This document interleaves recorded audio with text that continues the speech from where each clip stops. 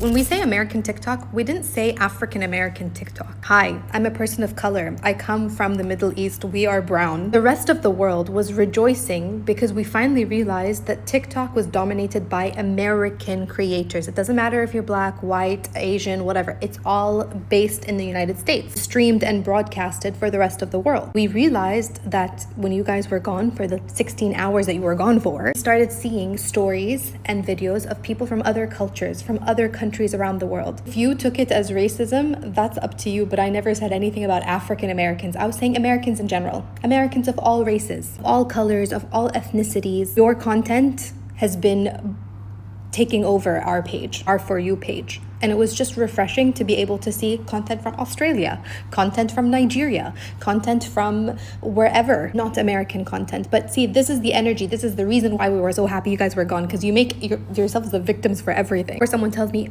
I'm making it about African Americans, I'm talking about any American thinks that the world revolves around them. It's an energy that all of you guys have. Again, regardless of your ethnicity, you guys just think you're the center of the world, and I guess you really are. Just know that the rest of the world, all other, 189 countries around the world, we're sick and tired of this. I've seen a lot of Black Americans asking why Africans hate them, and I'm going to answer the question for you. Number one, this American ego transcends race. It doesn't matter if you're white American, brown American, or Black American. There seems to be like this ego that makes you think that you are the main character wherever you go. Therefore, when you go to places in Africa, you get surprised when you're treated like just another tourist. I've heard people saying stuff like, they only cared about my dollars. Yeah, this is a supermarket. You've gone there expecting a kinship and connection with people whose history diverges from your history. When those slave ships took off, the countries that, you came from, they went on. There were still things happening to them, and there's still things happening to them today. Your history isn't as shared as you think that it is. There isn't this kind of black kind of community in a lot of countries in Africa because everyone's black. I would get it if you were in Sweden and you're walking past another black person and they didn't smile at you and it's like, we are the only black people here, like in this city. I'd get it. But you can't go to Africa and expect black people to care that you're black. And also, it's not a hate of Black Americans. There's a hatred of Americans in general. A lot of places do not have a great history with America. And while it's very much clear to us that we can live in countries like England with terrible histories and who are right now selling billions of pounds and arming places like Israel, we can understand that within these countries there are different politics, there's different dynamics, there's still social hierarchies. You cannot expect people who are on the receiving end of the violence of the countries that we live in to care that we are not at the top of the social hierarchy here. But I get called European child by my own relatives who I am literally biologically related to. Because nobody cares, because I was raised in Europe, so I might as well be white to them. You can't go to other countries and bring the race dynamics of your countries to theirs. And there are places where you go where people won't treat you like that. People will accept you and will be like, oh, I'm so happy that you're here. But you guys keep going to places that are heavily populated by tourists, by American soldiers, and a lot of these American soldiers are black. And then you're acting surprised when people aren't that, shocked and happy to see you. So to conclude, it's not that they hate you, it's that they don't care about you. Well, all that has been said there are just facts, and I have nothing to say further than just agree with what they have said. The energy that Americans take out there to other nations, especially when they have gone to visit, is something that they need to work on, because the host nations or the hosts don't really like it. Sometimes they just keep quiet, they don't tell you, but yeah, they really get pissed of that main character energy that the tourists bring. I know how people demand or want that social media presence or just that main character energy is something that paints a bad image to them. But anyways, let's continue. The video featured in this content belongs to the rightful owners. Make sure you check them. Their names are embedded in the videos that follows. Cory Booker being black does not make him above criticism. And I don't care how much someone tries to gaslight me about that.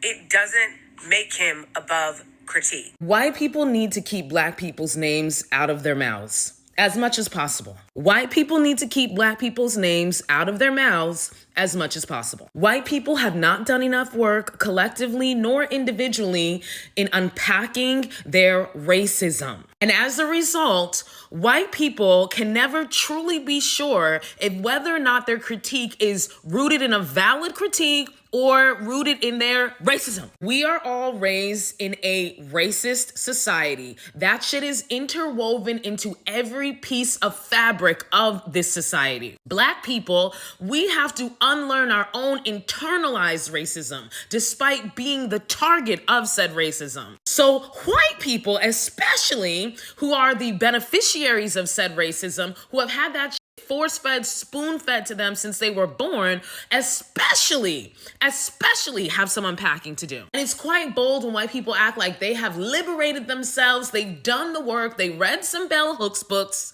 okay? They read about white privilege, and so now they have completely eliminated any bias that they have rooted in racism, and so they can clearly see the world, especially clearly see black people. When simultaneously, like myself have to unpack our own internalized racism, but somehow y'all got the magic key.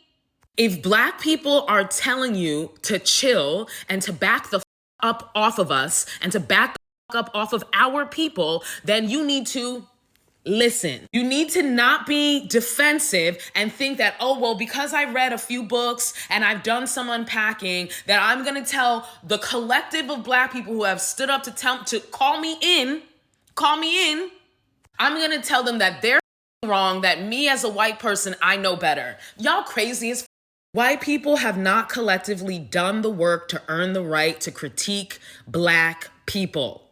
Do you hear me? Your critique may be valid.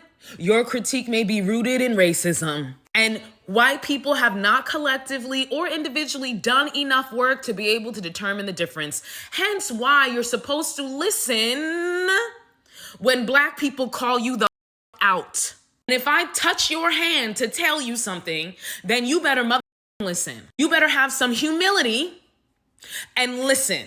Because even your lack of humility and your defensiveness in and of itself, assuming that black people don't have enough sense to be able to call out and to see problematic behavior rooted in racism, that in and of itself is indicative of the work you still need to do to unpack your internalized inherent racism. When black people tell you to shut the up about black people, shut the up. That's not to say that you can't have critiques of black people, but they should be minimal at best. If your content on here is critiquing people, black people should take up about 3% of that, if that. And if you make a critique about black people and multiple black people come out to tell you that, hey, baby, you might want to take a step back.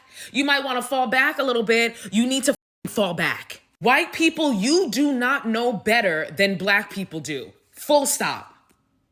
Full stop. I was going to say about racism, but to be quite honest, full stop everything. You do not know better than us, especially black women. We are the only mothers on this planet with sense. We are the only mothers on this planet with clear vision. When we tell you something, listen and act accordingly. Okay, black people did not fight for the term African American. Where are you from, ma'am? Where are you from? Because we definitely did not. I'm going to tell you where the term came from. Jesse Jackson, he was a civil rights leader. He said, black people don't want to be called Negro anymore. Call them African American. White people said, okay, black boomers didn't push against it, and they should. And here's the kicker. Jesse Jackson doesn't even identify as African American. He will say he's Native American. Yeah. And even as a little kid, I thought it was stupid because are white people European Americans? No, they're white Americans. You ask a white person what's the race, they're going to say they're white. Just like black people are black. Okay? If it was up to me, we would officially be called Black Americans or Negro. I'd rather be called Negro than African American. No shade to Africa. I don't have nothing to do with it. African Americans to me are like Elon Musk, Charlize Theron, like Africans that immigrated to America. They're African Americans, not foundational Black Americans. Because again, white people are not European Americans. It's really a stupid term when you really think about it. And again, a lot of black people, foundational Black Americans, don't even come from Africa. But that's a topic for another day and quite controversial. But yeah, didn't fight for that term. African Americans built this nation. We built this nation. You know, you're just starting to get real credit for that. Okay, I don't know if you know that. You're just starting to get, you built the nation. That's a fact, and I do agree with this fact. But I thought about this and I said, okay, so if we built America, if black people built America, then why is it so hard to believe that we can build our own community? I mean, I imagine building black America would be easier than building America, right? So if we built America, if we built the whole damn country, why can't we build why can't we build up our neighborhoods? Like why can't we build up our families? Why can't we build up our businesses? Why can't we build up our own economic system? Why can't we build for ourselves? Like that doesn't make any sense. That's kind of crazy to me. So either people who Imagine for centuries. So I'm still seeing think pieces about black men and their lack of presence in college, et cetera, et cetera. Whole bunch of y'all is running around giving excuses. I looked in the comment sections of some of these videos and they're like, yeah, because I was suspended, I was expelled from school, and that decreased my interest in education, or the teachers treated me funny, or this or that, or this or that. Let me give y'all some work real quick. Black men, what I have noticed is that y'all don't do shit out of spite. Y'all know how we be talking about doing shit out of spite and our greatness being fueled by spite, okay? Being fueled by anger, okay? Sisters have dealt with every single thing that y'all are talking about. I too got suspended one time and wasn't wrong. Okay, I went to a predominantly white school. Most of my education was received in a predominantly white school until high school, and then it was kind of mixed, right? And I dealt with racism in school. I dealt with misogyny in school. I dealt with sexism in school. I dealt with shit that was unbelievably unfair. I dealt with one time a student said, I bet your dad is in prison and your mom is on food stamps. My dad was a police sergeant and my mom was a stay-at-home wife studying for her master's degree. She got a master's in education and a master's in child psychology. She's actually a school principal now. Okay? I dealt with them sitting up here saying, oh, you only here for affirmative action. They were calling me AA, literally AA for affirmative action. I was one of the smartest people in that mother. I graduated high school with an IB diploma, International Baccalaureate. I got into the International Baccalaureate program when I was in 9th grade, and they only accepted 68 students and only 8 of them were black. And of that 8, only 3 of them were girls. This was in 2005, by the way, okay? When they used to sit up there and they used to tease me and they used to be racist to me and they used to be f***ed up to me, I said, I'm about to show y'all some shit. Trying not to get a little emotional. I'm about to show y'all.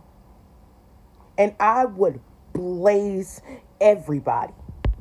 I would blaze the students. I would blaze the teachers. Anybody who felt that I was inadequate or told me that I was inadequate or I couldn't do it and you wouldn't do it because you're this, and this. Every single one of them is kissing my big, fat, voluptuous, fat ass today because I was busting ass. Sometimes you got to do shit out of spite. Sometimes you got to let anger fuel you. Then I got married, had my kids, got divorced. I was a single mom. I'm experiencing all this bashing a single mom. I'm producing some of the top freaking scholars. My oldest son is headed to college, AB honor roll. My youngest son, high marks, out-tests everybody, outpaces everybody. He received 2 awards in 8th grade for the highest score in the standardized reading test and the highest score in the standardized ELA state test in his school. Sometimes you got to do shit out of spite. That's what I taught my sons. Everything that they say to you, every single thing that they do to you, because you better know they're not going to make it easy for you. They're not. They're going to do every single thing that they can do in their power to stop you. It's on you to determine if they are going to be successful in that or not. But I could be a little different. You know, I was raised with a military daddy.